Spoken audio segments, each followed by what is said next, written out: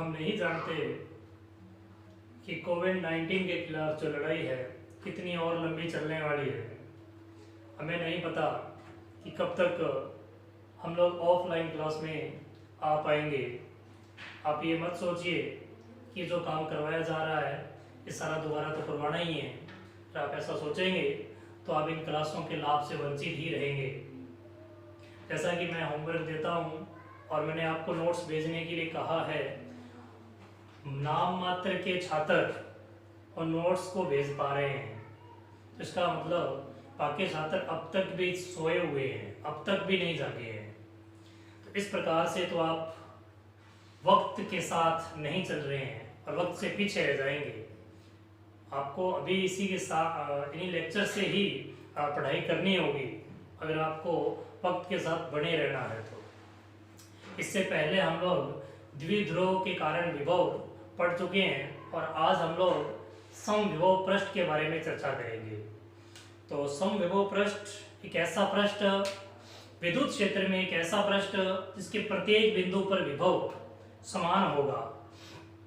अगर प्रत्येक बिंदु पर विभव समान है तो उन दोनों बिंदुओं के मध्य विभव का अंतर शून्य हो जाएगा, अर्थात समविभव पृष्ठ पर लिए गए किन्हीं दो बिंदुओं के मध्य विभांतर शून्य होता है।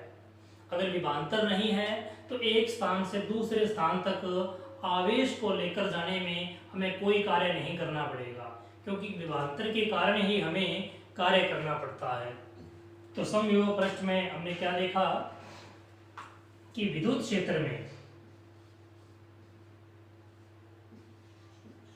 क्षेत्र में ऐसा पृष्ठ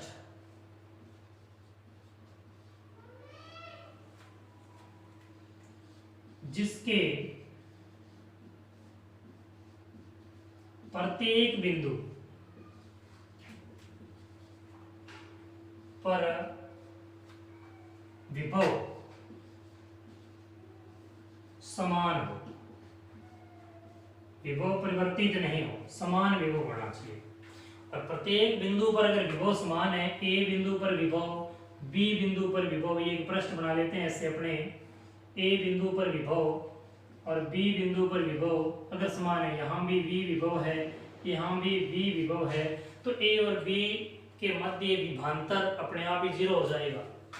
तो पृष्ठ पर स्थित किन्हीं दो बिंदुओं के मध्य विभांतर शून्य हो जाएगा। विभांतर शून्य है तो ए से बी तक या बी से ए तक इस पृष्ठ पर एक स्थान से दूसरे स्थान तक किसी आवेश को लेकर जाने में किया गया कार्य भी शून्य हो जाएगा। तो एक स्थान से दूसरे स्थान तक आवेश को लेकर जाने में जो कार्य करना पड़ेगा वो भी शून्य हो जाएगा, क्योंकि किन्हीं दो बिंदुओं का विभांतर ही शून्य है। कार्य शून्य कब हो सकता है? मान लीजिए, माना समविभव पृष्ठ पर आवेश dl विस्थापित होता है,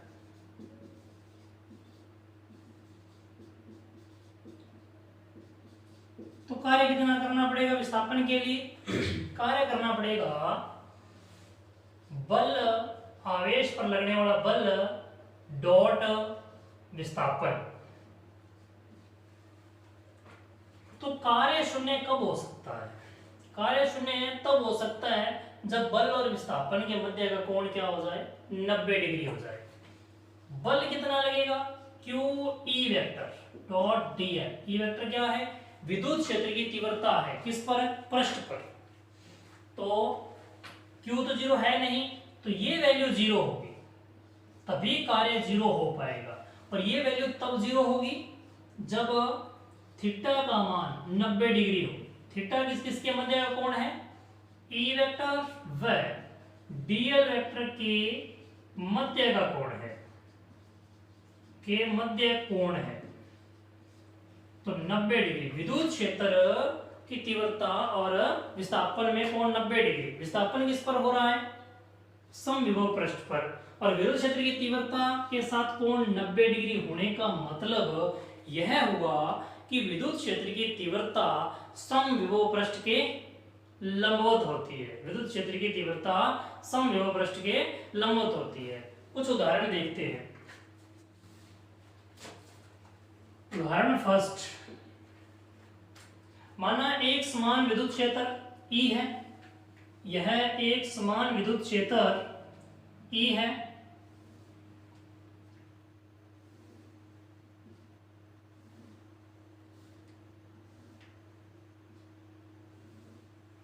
और इस एक समान विद्युत क्षेत्र E में हमने कुछ पृष्ठ बनाए हैं, एक नंबर पृष्ठ और ये दूसरा पृष्ठ, ये 2 नंबर पृष्ठ।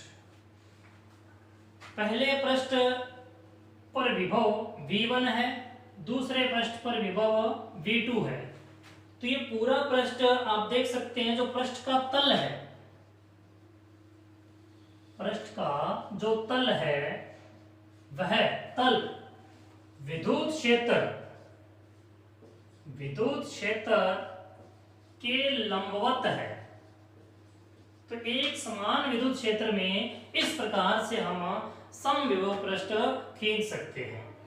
यदि हमें एक बिंदु आवेश के लिए समविभव पृष्ठ खींचने हों, बिंदु आवेश के लिए प्लस क्यू आवेश के लिए समविभव पृष्ठ खींचने, तो कैसे खींचेंगे? पहले तो बिंदु आवेश के कारण विभव का सूत्र हमें पता होना चाहिए। हमने पढ़ा है पीछे V बराबर Q upon 4 pi epsilon not R। ये बिंदु आवेश के कारण विभव का सूत्र होता है, बिंदु आवेश से R दूरी पर। तो ये बिंदु आवेश है, तो बिंदु आवेश से R दूरी पर मान लीजिए विभव कितना है? V है, ये प्लस Q बिंदु आवेश है, R दूरी पर विभव कितना है? R है। तो एक हमने अन्य बिंदु लिया, यह भी R दूरी पर लिया, तो यहां भी विभव कितना होगा? V होगा। और एक अन्य बिंदु लिया, यह भी R दूरी पर लिया, तो यहां भी विभव कितना होगा? V होगा। और इन सभी बिंदुओं का जो बिंदु पथ बनेगा, इन सभी बिंदुओं का जो बिंदु पथ बनेगा वो बनेगा एक गोला। तो इसका अर्थ यह हुआ कि बिंदु आवेश के कारण जो समविभव पृष्ठ बनता है वह गोलीय बनता है। और बिंदु आवेश से अगर हम अधिक दूरी पर जाते हैं तो R की वैल्यू इंक्रीज होगी, R की वैल्यू बढ़ेगी, और R की वैल्यू बढ़ने से विभव का मान घटेगा। अर्थात यदि धनावेश से आप दूर समविभव पृष्ठ बढ़ाते हैं तो उस पर विभव का मान कम होगा। जैसे कि ये जो सेकंड पृष्ठ बन रहा है, यह सेकंड पृष्ठ कम विभव रखेगा फर्स्ट पृष्ठ से। जो पहला पृष्ठ है इस पर विभव V1 है और दूसरे पर V2 है, तो फिर V1 बड़ा होगा, V2 छोटा होगा। तो ये वो है उदाहरण समविभव पृष्ठ बनाने के। तो बिंदु आवेश के कारण समविभव पृष्ठ एक गोला बनेगा, और एक समान विद्युत क्षेत्र है तो उसमें आप इस प्रकार से विद्युत क्षेत्र के लंबवत जो तल बनाएंगे वो समविभव पृष्ठ का काम करेगा। नेक्स्ट टॉपिक, समविभव पृष्ठ के गुणधर्म। जो अभी हमने समविभव पृष्ठ की परिभाषा में समझा है वही गुणधर्म है। पहला गुणधर्म, पृष्ठ के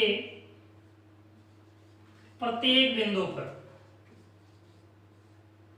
पृष्ठ के प्रत्येक बिंदु पर जो विभव है वो एक समान होगा, एक समान होगा। मुख्य बात तो यही है।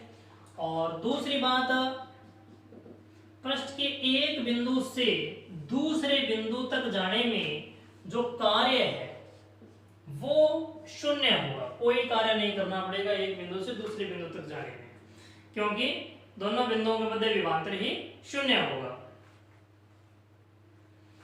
तीसरा बिंदु, विद्युत क्षेत्र,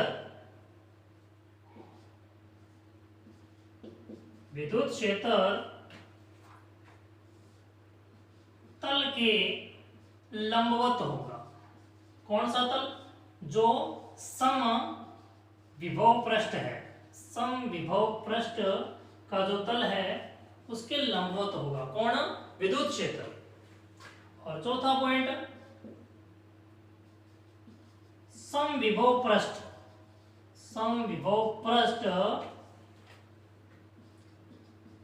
परस्पर काटते नहीं है, काटते नहीं है।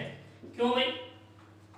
अगर दो पृष्ठ काट दें तो, जैसे कि मान लीजिए ऐसे दो पृष्ठ काटते हैं, ये V1 विभव का है और ये V2 विभव का है। इस पूरे पृष्ठ पर विभव V2 है और इस पूरे पृष्ठ पर विभव V1 है। तो जहां पर ये काट रहे हैं वहां विभव V1 होगा या V2 होगा? तो एक ही बिंदु पर दो विभव तो हो ही नहीं सकते। अगर एक बिंदु पर दो विभव नहीं हो सकते तो इसका मतलब ये पृष्ठ काट भी नहीं सकते, क्योंकि काटेंगे तो दो विभव होंगे, जो कि संभव नहीं है। पांचवा गुणधर्म, चालक की सतह जो कि आवेशित है। इसी चैप्टर में हम आगे पढ़ेंगे इसके बारे में और डिटेल से। तो चालक की सतह जो है वो खुद सम विभव पृष्ठ का काम करती है, सम विभव पृष्ठ का काम करती है। कैसे, ये हम आगे समझेंगे। और चालक के अंदर प्रत्येक स्थान पर कोई भी बिंदु लीजिए, विभव क्या होगा? सतह पर विभव जो है उसके समान ही होगा। तो चालक के संपूर्ण आयतन में विभव नियत बना रहता है। तो ये थे समविभव पृष्ठ के कुछ एक गुणधर्म। नेक्स्ट टॉपिक है विद्युत क्षेत्र एवं विद्युत विभव में संबंध। विद्युत क्षेत्र और विद्युत विभव में संबंध हम इससे पहले भी पढ़ चुके हैं। जैसा कि आपको पता होगा, विद्युत क्षेत्र एवं विद्युत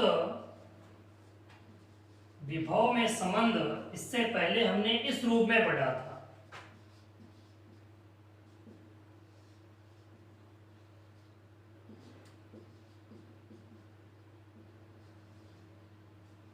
किन्हीं दो बिंदुओं के मध्य विभवांतर इस सूत्र से ज्ञात किया जा सकता है। ये रहा विभव और ये रहा विद्युत क्षेत्र की तीव्रता में संबंध।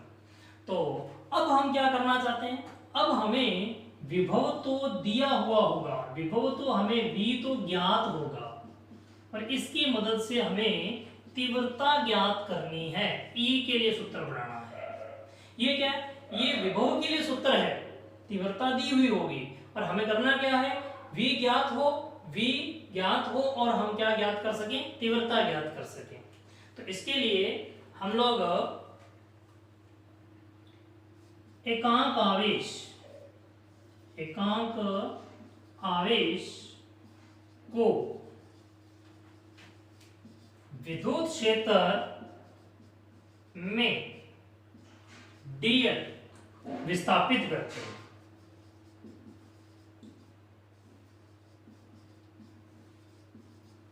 अगर हम एकांक आवेश को अल्प विस्थापित करेंगे तो यह जो समीकरण नंबर 1 है ये इस रूप में आ जाएगी। dv बराबर minus E vector dot dl vector. dv क्या होगा?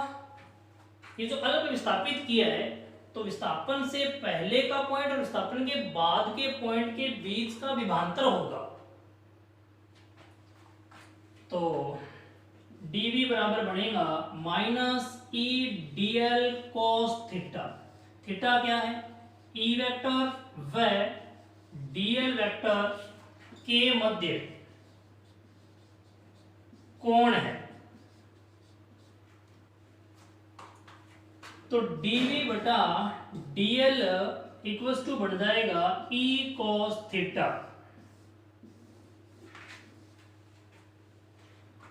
अब यदि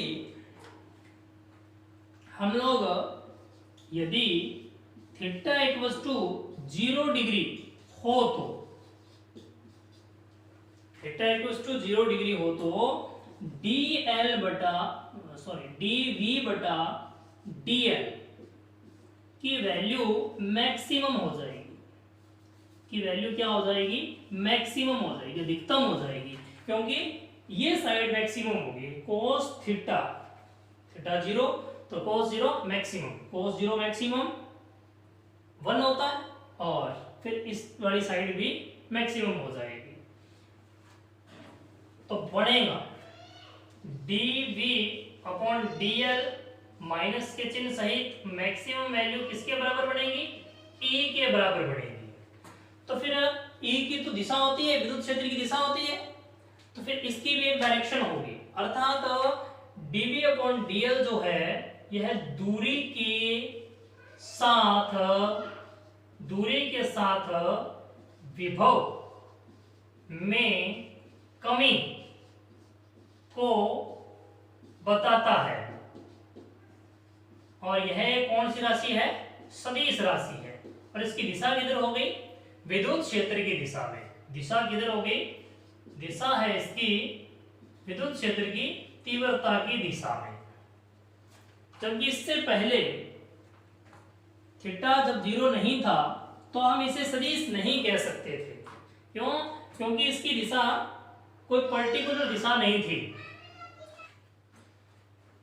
तो जो तीव्रता की दिशा होती है वो हमने पढ़ा समविभव पृष्ठ के लंबवत होती है। तो इसका मतलब इस dv अपॉन dl मैक्सिमम की डायरेक्शन भी समविभव पृष्ठ के लंबवत होगी।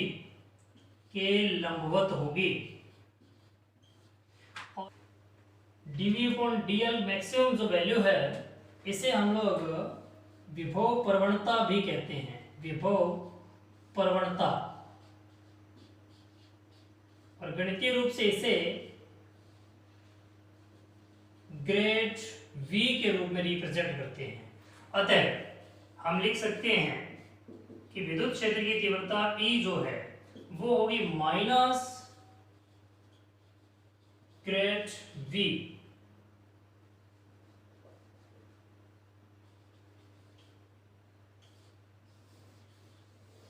इसे और समझने के लिए हम लोग दो समविभव पृष्ठ लेते हैं।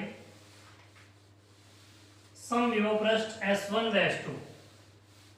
S1 पर विभव है V और S2 पर विभव है V माइनस डेल V। दो पृष्ठ लेते हैं, एक तो S1 और S1 पर विभव जो है S1 पर विभव V है S1 पर। और एक प्रश्न लेते हैं S2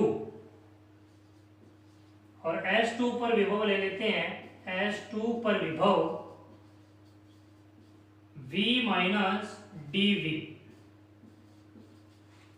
दो समविभव प्रश्न लिए हैं हमने। और S1 पर एक बिंदु A और S2 पर बिंदु B और बिंदु C स्थित है। बिंदु A और बिंदु B को मिला देते हैं तो ये जो रेखा है ये दोनों पृष्ठों के लंबवत बढ़ी हुई है। और एक अन्य बिंदु C है उसको भी बिंदु A से मिला देते हैं। हम देखेंगे कि बिंदु A और B के बीच विभव का अंतर dV होगा, क्योंकि V विभवांतर पर है और ये V माइनस dV विभवांतर पर है। तो दोनों के मध्य विभव का अंतर dv होगा, और बिंदु A और C के मध्य भी विभव का अंतर dv होगा। A व B के मध्य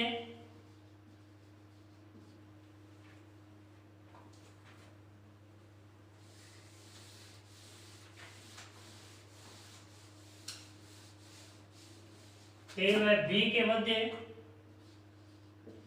विभव अंतर तथा A व C के मध्य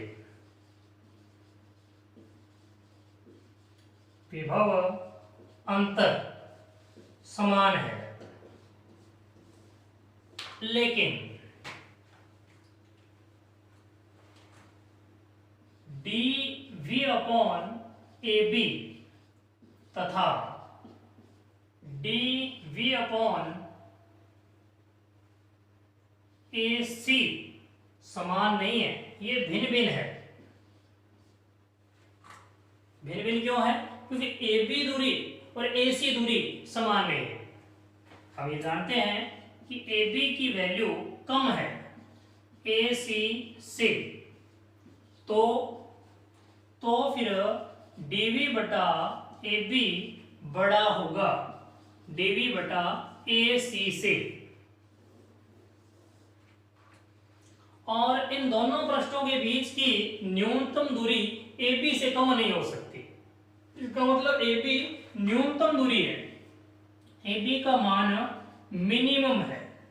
अगर AB का मान मिनिमम है तो फिर dv बटा AB का मान मैक्सिमम हो गया, अधिकतम हो गया, और इसकी एक डायरेक्शन भी बढ़ रही है, ये डायरेक्शन बढ़ रही है, और ये डायरेक्शन जो है ये समविभव पृष्ठ के लंबवत डायरेक्शन है, और समविभव पृष्ठ के लंबवत डायरेक्शन विद्युत क्षेत्र की तीव्रता की होती है। इसका मतलब इस मैक्सिमम होने के कारण इसकी डायरेक्शन किधर बढ़ रही है? तीव्रता की डायरेक्शन में बढ़ रही है, और तीव्रता एक सदिश राशि है, तो dv अपॉन AB की जो मैक्सिमम वैल्यू बनी है यह एक सदिश राशि बन गई। तो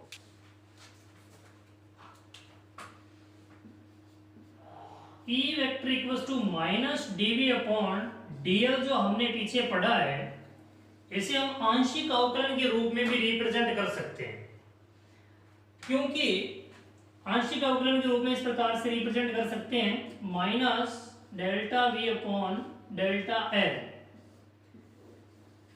और इसकी डायरेक्शन l की डायरेक्शन में ही होगी। l यदि x दिशा में है तो E वेक्टर x दिशा का फाइंड आउट होगा, और ये डेल्टा l यदि y दिशा में है तो E l वेक्टर y दिशा का ज्ञात होगा, और ये z में है तो ये z का ज्ञात होगा। तो फिर परिणामी विद्युत क्षेत्र कैसे ज्ञात होगा? परिणामी विद्युत क्षेत्र E वेक्टर तीनों दिशाओं के विद्युत क्षेत्रों के योग से ज्ञात होगा। इस प्रकार से जोड़ने पर परिणामी विद्युत क्षेत्र ज्ञात होगा। तो x दिशा का विद्युत क्षेत्र हम इस विभव प्रवणता के रूप में कैसे रिप्रेजेंट करेंगे? इस प्रकार से रिप्रेजेंट करेंगे, Ex बराबर लिखेंगे minus delta v upon delta x, और y दिशा का विद्युत क्षेत्र इसी प्रकार से minus delta v upon delta y, और इसी प्रकार से z का इसमें लिख देते हैं। तो E vector equals to minus delta v upon delta x i cap minus delta v upon delta y j cap minus delta v upon delta z k cap. तो E वेक्टर इक्वल्स टू ये बनेगा minus del upon del x plus del i cap plus del upon del y j cap plus del upon del z k cap, और common आ जाएगा v, और इसे हम लिख सकते हैं इस प्रकार से E vector equals to minus v, ये एक सदिश राशि हो जाएगी।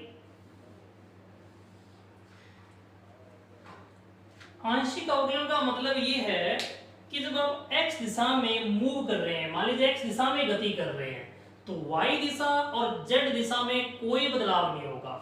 x दिशा में गति करने पर x दिशा का ही विद्युत क्षेत्र ज्ञात होने वाला है। x दिशा में विभव प्रवणता ज्ञात करने पर x दिशा का ही विद्युत क्षेत्र ज्ञात होने वाला है। y दिशा और z दिशा इससे अपरिवर्तित रहेगी।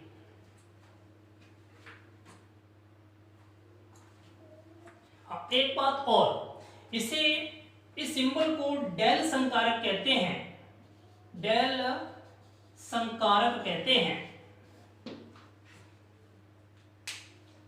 अब इससे संबंधित उदाहरण करते हैं। उदाहरण देखते हैं हम लोग। किसी विद्युत क्षेत्र में विद्युत विभव निम्न सूत्र से दिया जाता है और सदिश अपने को 3i cap 2j cap -6k cap metre पर विद्युत क्षेत्र ज्ञात करना है। इससे पहले हम लोगों ने ये पढ़ा है कि यदि हमें विभव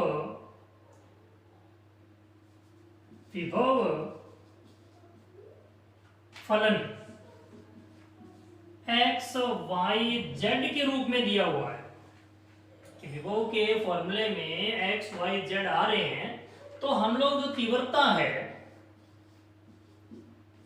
वो इस सूत्र से ज्ञात कर लेते हैं। माइनस डेल संकारक था जो del upon del x i cap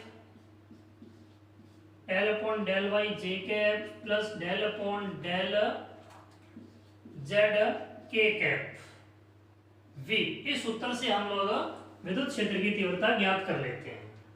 लेकिन इस क्वेश्चन के अंदर हमें जो विभव है वो एक्स वाई जेड के फॉर्मेट में न देकर के आर के फॉर्मेट में दिया है। तो आर क्या है? आर आप इस प्रकार से समझिए कि मान लीजिए यहां कोई आवेश पड़ा है, प्लस क्यू मान लो, माइनस क्यू मान लो, कुछ भी मान लो, एक बार प्लस क्यू मान लेते हैं। और यहां से ये दूरी कितनी हो जाएगी? आर हो जाएगी। इसे वर्त मत समझिए, ये गोला है, तो इस गोले के पृष्ठ तक केंद्र से दूरी कितनी होगी? आर होगी। इधर भी कितनी होगी? आर होगी। दूरी समान रहेगी। तो ये आर के रूप में, इस रूप में आपको विभव दिया हुआ है। तो यहां पर तीव्रता की दिशा ज्ञात करनी इधर की ओर होगी, आर कैप में ही होगी।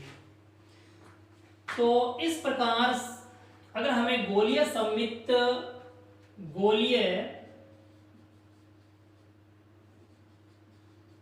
सममिति या फिर यूं कहें आर त्रिज्या के रूप में विभव दिया हो तो फिर तीव्रता कैसे ज्ञात करेंगे? इस स्थिति में जो तीव्रता ज्ञात करेंगे हम इस सूत्र से ज्ञात करेंगे, माइनस dv अपॉन dr। और डायरेक्शन किधर है? आर की दिशा में ही है, तो आर कैप। तो हमें इस न्यूमेरिकल के अंदर इस सूत्र की बजाय इस सूत्र की सहायता लेनी पड़ेगी, क्योंकि हमारा जो विभव है वो एक्स वाई जेड फॉर्मेट में नहीं दिया हो। तो आगे कैसे करेंगे? E vector equals to minus D upon D R. V का मान रखेंगे यहाँ कितना है? 343 अपॉन में आर कैप। तो अब इसका अवकलन करते हैं। तो अवकलन करेंगे तो E vector equals to minus 343 और ये बढ़ेगा अवकलन के बाद माइनस 1 अपॉन आर स्क्वायर, ये हो गया आर कैप। तो E vector equals to minus plus 343 बटा में आर स्क्वायर, आर कैप उत्तर हो गया हमारा। लेकिन आर का मान हमें दिया हुआ है तो हम इसमें पुट कर देंगे। आर की वैल्यू हमें दी हुई है, तो पहले तो हम लोग आर वेक्टर मॉड्यूलस ज्ञात कर लेते हैं। तो वो कितना आने वाला है?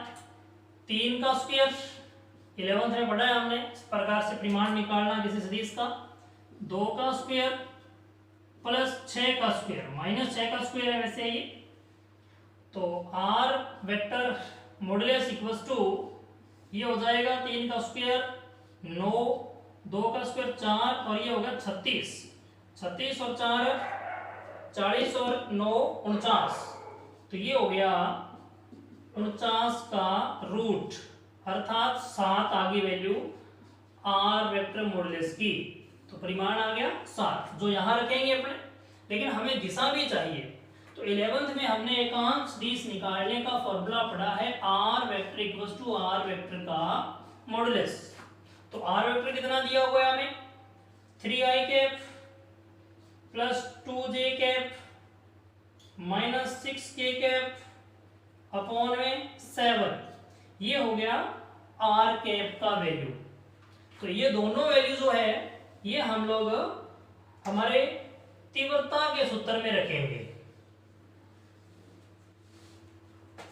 तो E वेक्टर इक्वल्स टू बढ़ेगा 343 बटा में R की वैल्यू आई है 7 और 7 का करना है स्क्वायर, तो 49।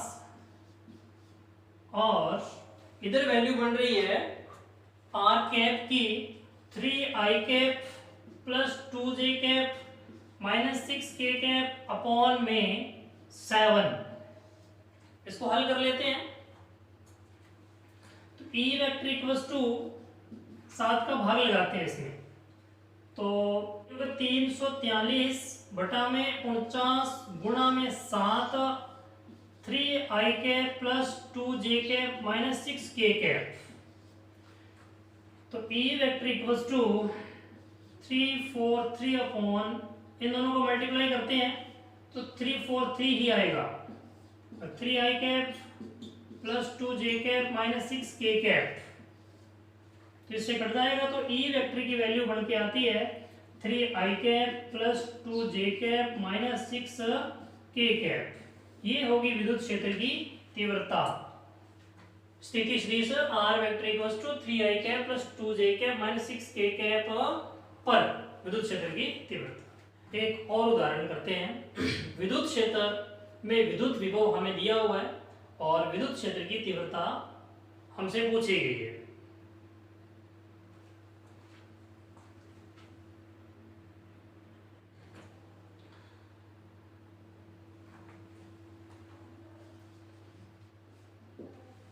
तो हमें यहां जो विभव है वो x y z फॉर्मेट में दिया हुआ है। जो विभव है एक्स वाई विभव v जो है वो एक्स वाई जेड का फलन है। तो उस स्थिति में जो तीव्रता है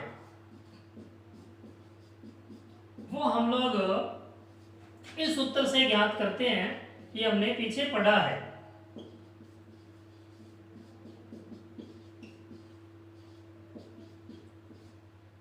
और हमने ये भी जाना है कि ये सभी आंशिक अवकलन है।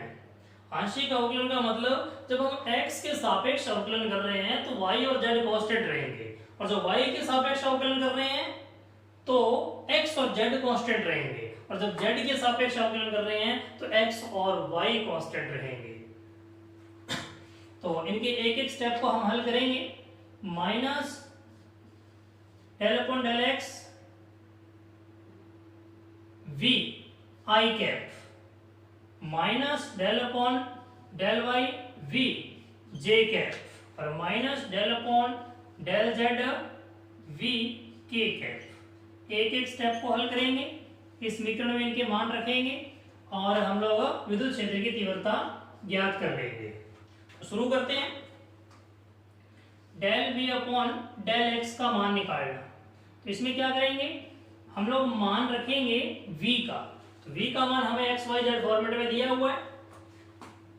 6x minus 8xy minus 8y और प्लस 6yz।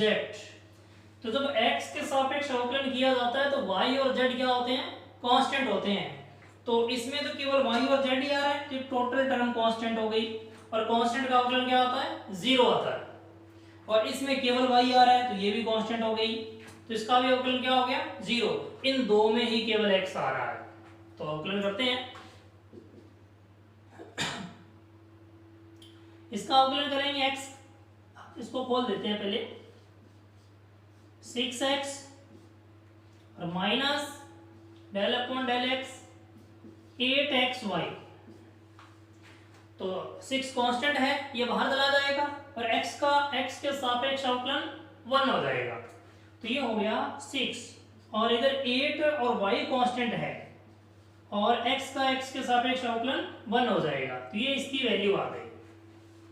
इसी प्रकार से हम लोग डेल्टा अपॉन डेल्टा y की वैल्यू निकालते हैं, delta v upon delta y की वैल्यू। तो पहले इसमें v का मान रख देते हैं, वही 6x minus 8xy minus 8y और प्लस 6yz।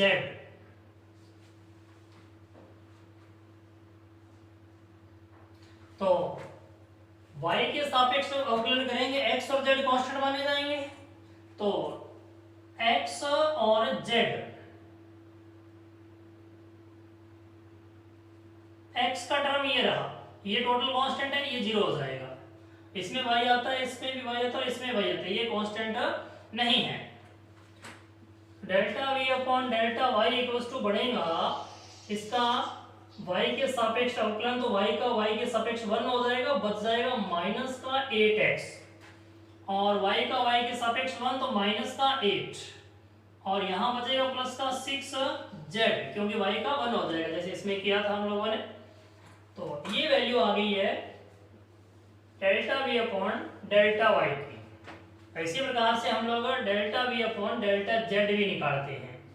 तो मान रखेंगे वापस v का, तो क्या है 6x minus 8xy minus 8y plus 6yz। तो इसमें z के अलावा बाकी सभी कांस्टेंट हैं, तो x भी कांस्टेंट है, ये 0 हो जाएगा। इसमें z आता ही नहीं, ये भी 0 हो जाएगा।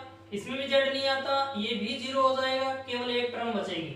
तो delta v upon delta z की वैल्यू आएगी 6y, z का z के सापेक्ष अवकलन जो है वो 1 हो जाएगा। तो delta v upon delta z की वैल्यू भी हमने निकाल ली। ये तीनों वैल्यू हम लोग इस समीकरण में रखेंगे यहाँ। तो इस समीकरण की सहायता से विद्युत क्षेत्र की तीव्रता E निकल के आएगी। तो E की वैल्यू आएगी माइनस, इसकी वैल्यू रखनी है हमें, माइनस 6 माइनस 8y आई कैप और माइनस इसकी वैल्यू रखेंगे minus 8x minus 8 plus 6z j cap और प्लस माइनस इसकी वैल्यू रखेंगे। तो ये कितना है माइनस 6y k कैप। तो उसको थोड़ा सा हल नहीं होगा, ऐसे ही रहेगा ये। और अब हमें दिया गया है पॉइंट 1,1,1 x y z की वैल्यू सभी की 1 1 1 दी हुई है, वो इसमें पुट करेंगे। तो E वेक्टर इक्वल्स टू बनेगा माइनस का 6 माइनस 8 आई कैप और माइनस 8 माइनस 8 प्लस 6 जे कैप और माइनस 6 के कैप।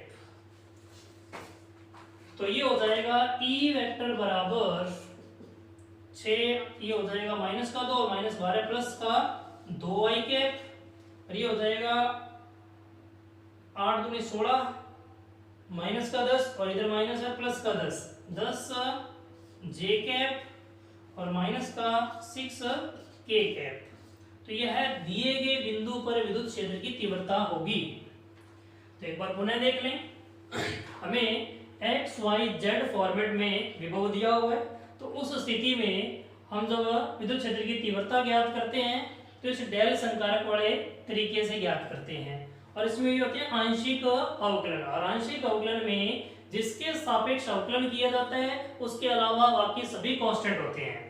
तो हमने डेल्टा वी अपॉन डेल्टा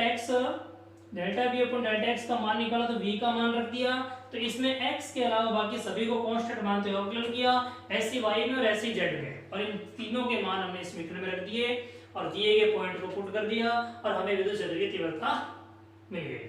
लेकिन प्रश्न में हमसे परिमाण भी पूछा गया है, तो तीव्रता हमें मिल चुकी है, इसका परिमाण निकालते हैं।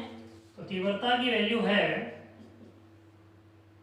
2i cap plus 10 j cap minus 6 k cap, और परिमाण निकालना है हमें, तो 11th में हम परिमाण निकालने का तरीका पढ़ के आए हैं। x दिशा के वैल्यू का वर्ग, इसी प्रकार से y दिशा के वैल्यू का वर्ग और z दिशा की वैल्यू का वर्ग कर देंगे, तो हो जाएगा 4 और ये हो जाएगा 100 और ये हो जाएगा 36, तो ये वैल्यू बनती है हमारे पास 140। ये हमारा आंसर हो जाएगा विद्युत क्षेत्र की तीव्रता के परिमाण का। और दिया हुआ है हमें मात्रक, इसका हो जाएगा न्यूटन पर कूलम।